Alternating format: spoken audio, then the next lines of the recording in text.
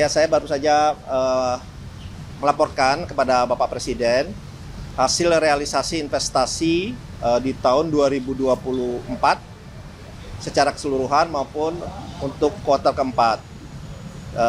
Saya laporkan kepada Bapak Presiden bahwa investasi kita alhamdulillah tercapai target 103,9% dengan total 1.714,2 triliun.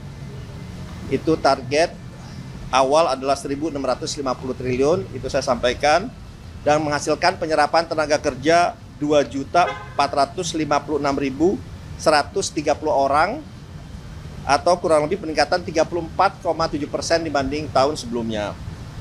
Adapun investasi itu lebih banyak di luar Jawa sedikit, kurang lebih 52,2% atau 895,4 triliun. Itu juga peningkatan 22,5% dibanding tahun sebelumnya, dan di Jawa itu 47,8% atau 818,8 triliun. Sedangkan kalau kita lihat penanaman modal asing atau dalam negeri, penanaman modal asing itu lebih tinggi sedikit, 52,5% atau 900,2 triliun, dan PMDN 47,5% atau 814 triliun. Memang peningkatannya dari PMDN itu 20,6%, kalau dari PMA-nya 21%. Saya juga melaporkan sedikit hasil triwulan keempat. Di tahun 2024 itu pencapaiannya 452,8 triliun, dan itu penyerapan tenaga kerja di kuartal keempat adalah 580.916 orang. Dan juga ada pembagiannya Jawa, luar Jawa, PMA, dan PMDN-nya.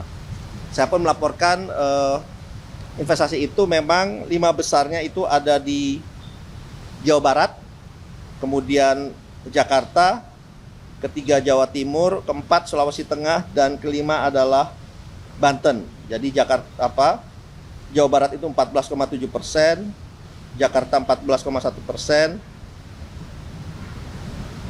kemudian Jawa Timur 8,6%, Sulawesi Tengah 8,2%, dan Banten 6,2%. Itu 5 besar ya, tetapi sebetulnya secara detailnya saya juga sudah laporkan ke Bapak Presiden. Adapun investor yang masuk, nomor satunya adalah Singapura dengan investasi 20,1 miliar dolar, kemudian Hong Kong 8,2 miliar dolar, kemudian China 8,1 miliar dolar, Malaysia 4,2 miliar dolar, dan Amerika Serikat 3,7 miliar dolar. Dan kontribusi dari hilirisasi di tahun 2024 itu adalah 23,8% dari total realisasi investasi tahun 2024 atau 407,8 triliun, dan itu tidak hanya di bidang mineral tapi juga ada di bidang kehutanan 64 triliun di kehutanan, pulp and paper, kemudian pertanian di oleochemical 67,1 triliun, minyak and gas, petrochemical di 23,1 triliun, dan juga di baterai kendaraan listrik itu 8,4 triliun. Saya juga memberikan gambaran bahwa investasi selama 10 tahun terakhir dari tahun 2014 sampai 2024 itu totalnya 9.111 triliun. Nah, ke depannya 2025 sampai 2029 adalah 13.032,8 triliun. Jadi peningkatan yang cukup signifikan. Jadi kami juga sangat membutuhkan kolaborasi dan sinergi dari semua kementerian. Ada 18 kementerian yang terutama adalah partner dari kami, terutama dalam bidang perizinan dan juga permit. Ini saya kasih tahu ke Bapak Presiden juga, target 5 tahun ke depan, di tahun 2025, ini angkanya dari Bappenas ya, 1.905 triliun, dengan harapan pertumbuhan kita adalah 5,3%. Kemudian 2026 diharapkan investasi 2.175 triliun, diharapkan ini memberikan kontribusi sehingga pertumbuhan perekonomian kita 6,3%. 2027 diharapkan investasi yang masuk 2.567 triliun atau 7,5%. pertumbuhan perekonomian kita, dan pertumbuhan perekonomian kita di 2028 menjadi 7,7%, dengan diharapkan investasi yang masuk 2.969 triliun, dan di tahun 2029 menjadi 8% sesuai target pemerintah, dengan investasi yang diharapkan masuk 3.414 triliun.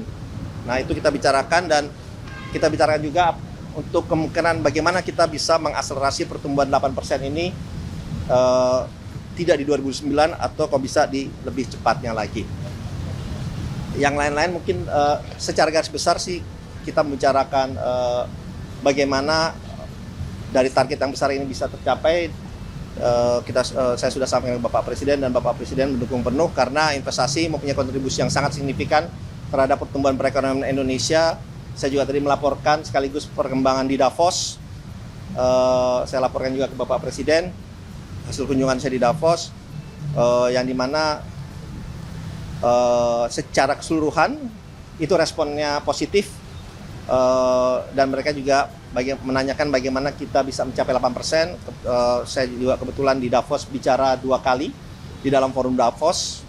Kita beberkan bagaimana kita mencapai 8%, dan harapannya ini terus bisa meningkatkan investment climate di Indonesia dan ease of doing business.